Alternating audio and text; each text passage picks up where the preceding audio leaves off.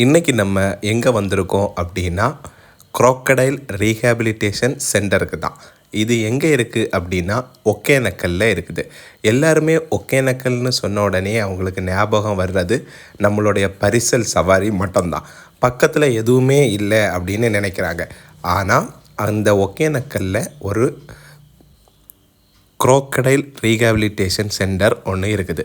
ஆக்சுவலாக இங்கே நீங்கள் பார்த்தீங்கன்னா நார்மல் முதலை பண்ணையில் வெறும் முதலை மட்டும்தான் போட்டிருப்பாங்க. ஆனால் இங்கே ஒரு டோட்டல் இது ஒரு இன்ஃபர்மேஷன் சென்டராகவே இருக்குது.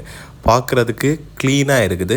உள்ளே நீங்கள் என்டர் ஆகும்போதே இந்த முதலைகள் எப்படி முட்டையிலேருந்து வெளியே வருது, என்னென்ன உணவுகளை சாப்பிடுது, இது எப்படி உயிர் வாழுது, அந்த மாதிரிப்பட்ட எல்லா கருத்துக்களையும் இங்கே அழகாக ஆர்ட் வடிவில் ஒரு விழிப்புணர்வு கொடுக்குற வகையில் இங்கே வந்து டிஸ்பிளே பண்ணியிருக்கிறது பார்க்குறதுக்கு உண்மையிலேயே ஒரு வித்தியாசமான ஒரு அனுபவத்தை கொடுத்தது. கூகுள் பண்ணி நம்ம பார்க்குறதுக்கு பதிலாக இங்கே விசிட் பண்ணும்போதே நம்மளால் நிறைய இன்ஃபர்மேஷன்ஸை இங்கேருந்து கேதர் பண்ணி எடுக்க முடிஞ்சது. ஸோ இந்த இடம் வந்து உண்மையிலேயே எங்களுக்கு ஒரு பிடிச்ச இடமா இருந்தது. ஏன்னா எங்களுக்கு நிறைய இன்ஃபர்மேஷன் எங்களால் கற்றுக்க முடிஞ்சது.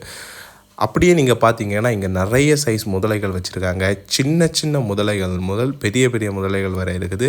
சின்ன முதலைகளை எல்லாம் பார்க்கும்போது இவ்வளோ சின்னதாவா முதலை இருக்கும் அப்படின்னு எங்களுக்கு கொஞ்சம் வியப்பாகவே இருந்தது. அப்படியே பெரிய முதலைகள் எல்லாம் இருந்தது. அப்போது அங்கே சொன்னாங்க இங்கே ஆற்றுல கூட வரக்கூடிய முதலைகளை பிடிப்படுறதை இங்கே கொண்டு வந்து அதுக்கு வந்து ரீஹாபிலிட்டேஷன்ஸ் எல்லாம் கொடுக்குறாங்க, இங்கே நல்லா பராமரிக்கிறாங்க அப்படின்னு எல்லாமே சொல்லியிருந்தாங்க. அங்கே என்ன மாதிரிப்பட்ட ஃபுட்டு கொடுக்குறாங்க, எத்தனை நாளைக்கு ஒருக்கா அந்த இதெல்லாம் க்ளீன் பண்ணுறாங்க, அப்படி எல்லா விஷயத்தையும் வந்து இங்கே சூப்பராகவே எக்ஸ்பிளைன் பண்ணி கொடுத்துருந்தாங்க. பெர் பர்சன் 20 rupees வந்து இங்கே சார்ஜ் பண்ணுறாங்க. ரெஸ்ட் ரூம் வசதி அது மட்டும் இல்லை, பக்கத்துலேயே சின்ன பிள்ளைங்களுக்கான ப்ளே ஏரியா எல்லாமே இருக்குது.